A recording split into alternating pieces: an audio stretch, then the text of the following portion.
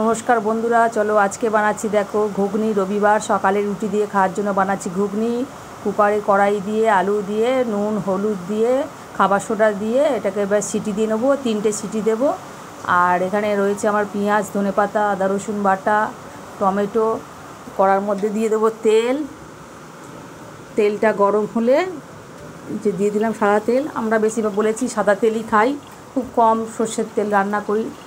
সাদা তেলেও রান্না খারাপ হয় না, ভালোই হয়, তোমরাও করে দেখতে পারো। এই যে দিয়ে দিলাম পেঁয়াজ। পেঁয়াজটাকে ভালো করে একটু ভেজে নেব, নাড়াচাড়া দিয়ে ভেজে নিয়ে এই যে একটু ভাজা ভাজা করে নিচ্ছি।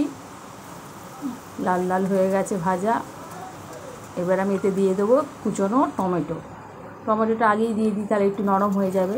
টমেটোটা দিয়ে এবার দিয়ে দেবো আমি এর মধ্যে দেবো রসুন বাটা 1 চামচ, আদা বাটা 1 চামচ দিয়ে দিলাম। দিয়ে এবারে ওই বাটিতে একটা জলের মধ্যে গুলে নেবো জিরে, ধনে আর একটু হলুদ আগে দেওয়া আছে, সেই জন্য অল্প দেবো। লঙ্কাটা এখন দেবো না, তোমরা লঙ্কাটা দিয়ে নিও, আমি লঙ্কাটা পরে দেবো।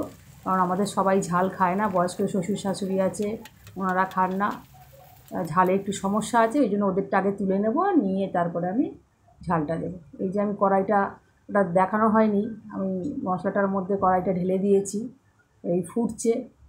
এবার এর মধ্যে আমি দিয়ে দেবো এই যে লঙ্কাটা দিয়ে দিলাম তুলে রাখার পর।